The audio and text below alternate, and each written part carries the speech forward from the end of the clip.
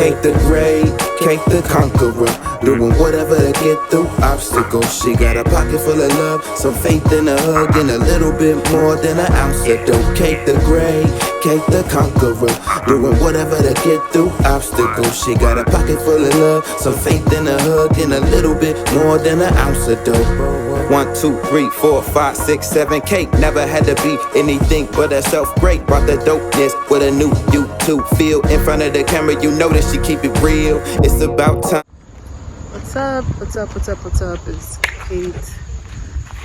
Today was a beautiful day. We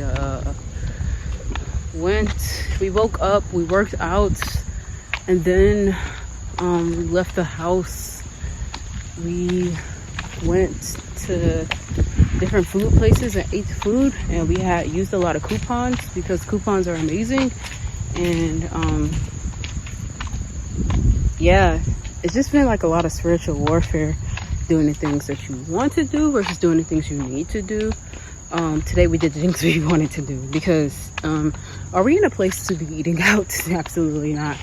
But them coupons though, let me tell you about that. Hey, gonna get you good every time. You have to be able to keep your eyes on a prize and deny your flesh, and that's something that's extremely needed in order to be a great human being in your life.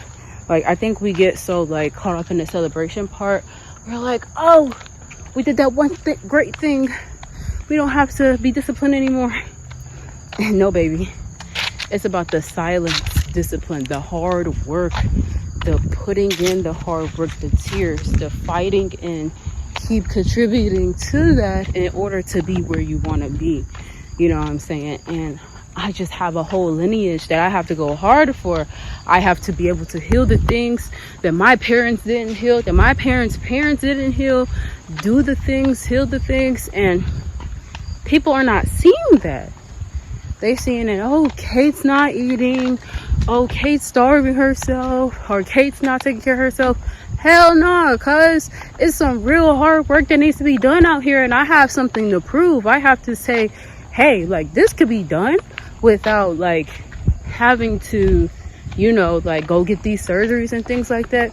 Baby, I'm gonna be real vulnerable on that beat. Our household can't get no pregnant unless we do the work, you know what I'm saying? And so I'm not about to sit up here and keep pretending that, oh, everything's great, everything's okay. Like, everything is great and everything is okay. All praises to the Most High and His glory and honor. But at the end of the day, I'm not going to get where I want to be if I'm not cleansing. And it doesn't matter what anybody has to say about that. But hey, that's me. That's what I have to say about my life. And I love y'all. Stay in tune because the work isn't done. It just started. And we got places to go. Peace.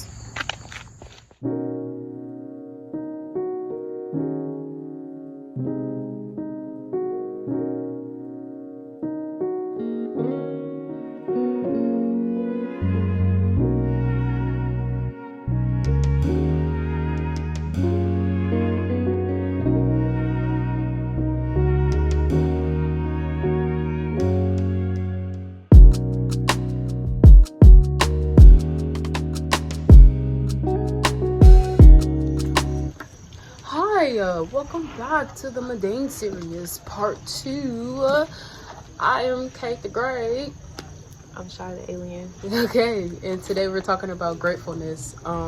We're both like, I feel like what's funny is that ever since her and I connected and start being like sisterly upon one another like this, our like lives like are like equal, like they equate. Like, yeah. The topic gratefulness comes from, like, what does this look like in this particular season, and how do we like navigate through this, because it's a whole lot of it, you know. So yeah, the floor is yours. Personally, I feel like it's been on and off for me with learning what it truly means to be grateful and show gratitude, especially in my walk right now in my faith. I will say that sometimes, like, when we think about the word mundane, it has a very negative connotation to it, and there's not a lot of great feelings that comes with mundane. It's like boring, or like ordinary, usual, typical. And I think right now the main thing that I'm doing is leaning into scripture, because I just know that it's the right thing to do. A lot of times when we go through storms, I think sometimes having faith, number one, and then number two, having faith in the fact that we know that it's not the end all be all, is the best way to be able to navigate like mundane stages of life, because sometimes things are not just like, some things just aren't moving fast. And so that, and then also just like romanticizing life, the small things, taking advantage of the small moments, taking advantage of the quiet moments, and just being grateful for those moments. I think that's... Say that. Yeah. Say that. The small things is what equate with the big things. I don't know all my scriptures, but I know there's a scripture that says something about, like, if you can handle the small things that Yahweh gives you, he's bound to give you bigger things. And so, if we're out here being grumpy and stumping our feet around because it's not looking how we want it to look, and you can't practice a little itty bitty amount of gratefulness and have that childlike spirit within that, then what makes you feel like that you are obligated to more? To whom much is given, much is required. So you giving a little stuff, you can't even put 2 plus 2 together. Then why you think you deserve 100 plus 100? That's why not everybody won the lottery. You know what I'm saying? Yeah. So I think it's about heart posture too. Like biblically, whenever we talk about the fruits of the spirit, long suffering is a guaranteed.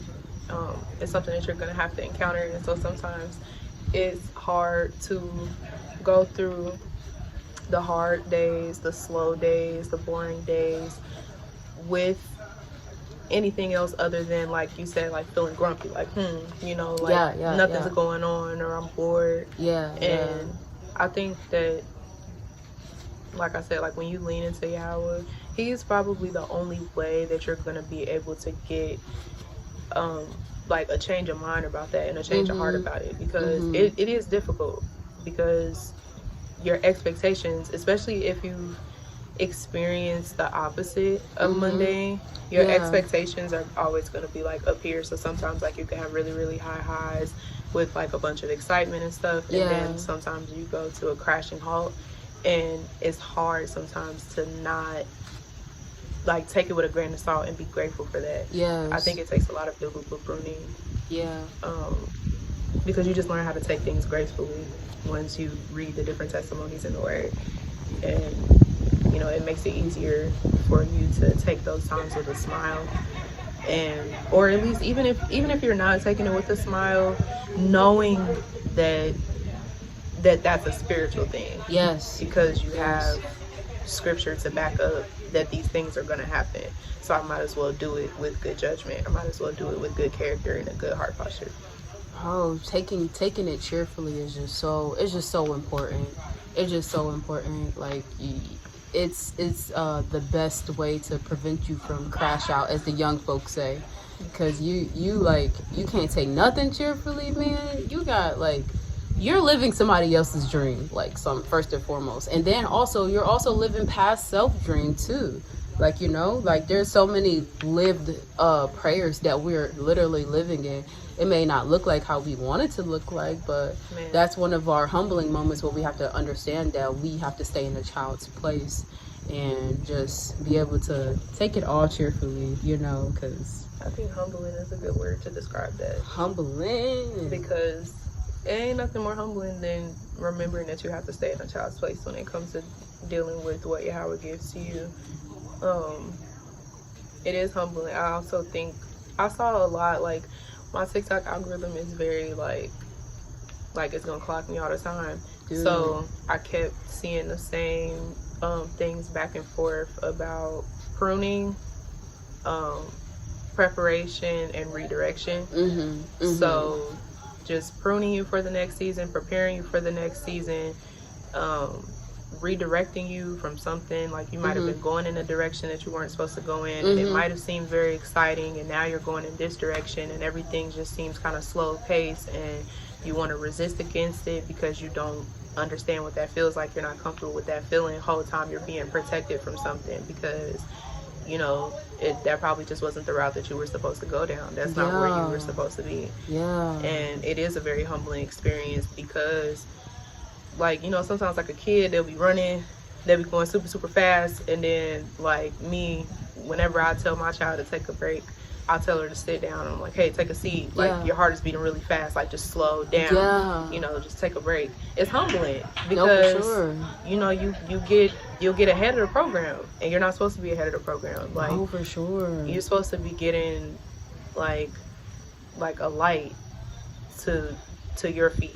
Like, you're supposed to be getting a light, a guided path to where you're supposed to be going. You're not supposed to be like just moving, and then getting ahead of Yahweh and feeling like you have everything figured out. That's how the sugar crashes happen. Yes, sugar crash for sure. That what you're saying kind of reminds me of like how everybody's been asking me how this new season is, especially with us moving. Everybody's like, how is this for you, da da da da, and I'm like, it's very humbling, and it kind of reminds me of my relationship with Shaddad itself, and just like saying how like he's a very slow pace mover. Like he move on his own time, period. That's it. And that's that. And that's very like, that slows me down because I'm like, we gotta do this, we gotta do that, we gotta do this.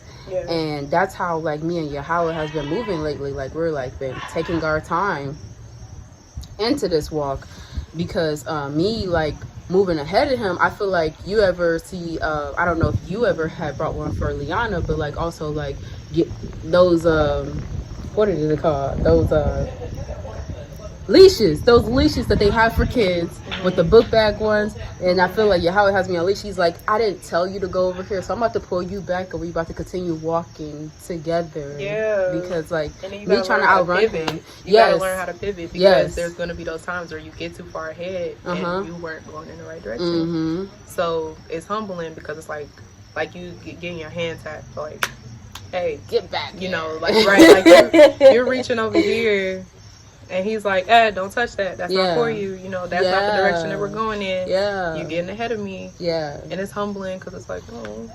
But you still follow. You know, you have no choice. Especially once you reach a certain point of calling, it's no matter what, all of the actions that you take, all of the steps that you take, it's going to cause you to go in, like, whatever direction he wants you to go. And I think another thing that makes it kind of humbling is when we have like, so I could have definitely admitted like knowingly resisting and like kind of being combative because it's so out of the norm and it's so out of your comfort zone. And a lot of people don't really talk about that. Like, the number one thing that people talk about when they talk about growth is the lack of comfort that comes with it. But that can be hard sometimes when you're trying to grow and you're trying to do things different, and then change is coming and it's uncomfortable. So then sometimes you'll have those moments where you're stubborn and you'll revert back to what's comfortable. Out of like a response. Like, it's an innate nature for us to go back to what's familiar. Not even realizing that comfort is like keeping you stagnant, which is like hurting you in the end. It's like you're gonna hurt yourself either way. Either you're gonna hurt yourself by getting too ahead of yourself and not waiting and seeking guidance, or you're going to hurt yourself by, you know, operating in disobedience or in reluctance and not progressing forward when Yahweh is telling you to progress forward. Like, he's telling you to move and you're not going, or you're stuck at wherever you are. It's humbling for sure. You just cut me and ate me up.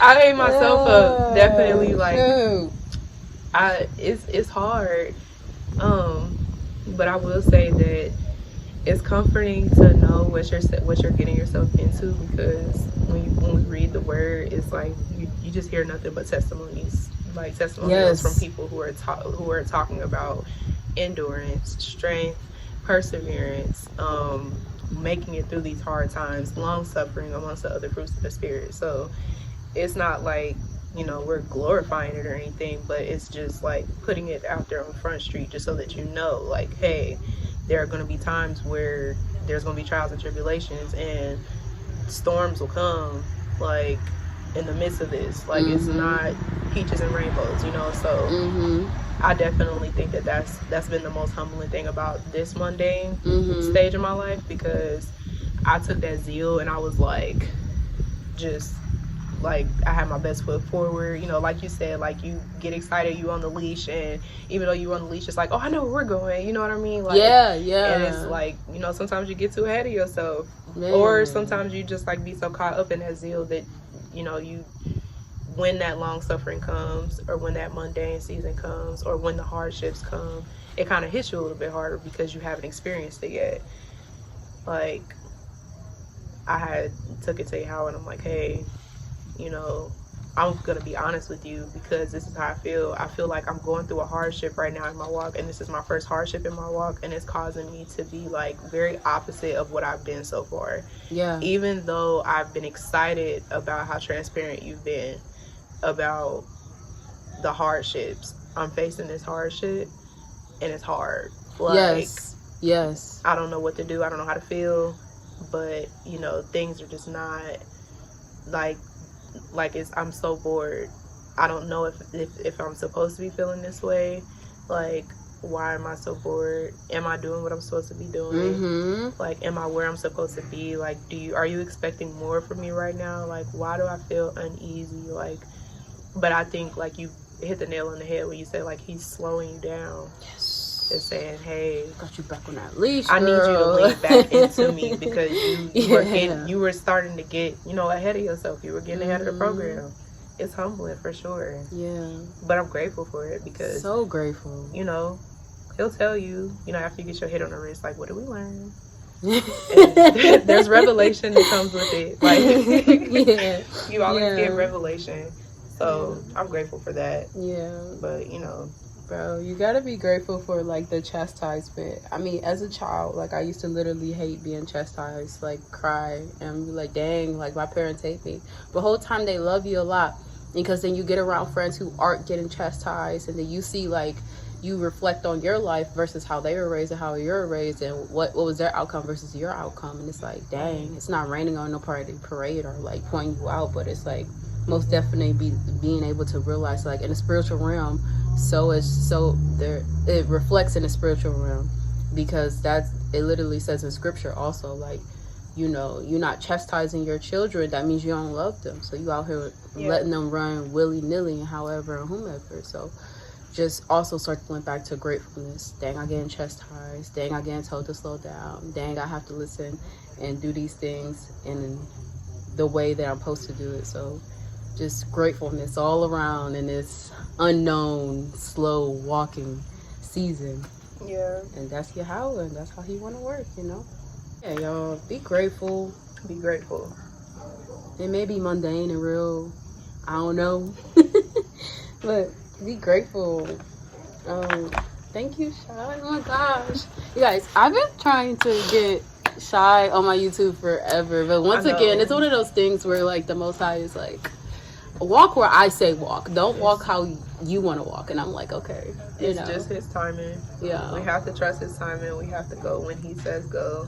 And that's really the most humbling thing. You can pray all you want to.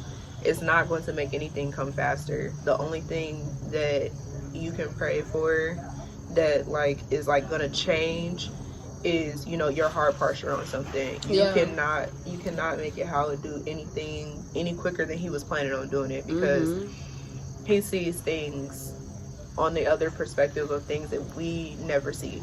Yeah. So, you know, there's no telling what reasons you have for a hindrance or a delay, because really it could be preservation and protection. Yes. Like, you really just never know. So, you know, you try to rush the process, but until he says that it's time, it's not time yet. You know.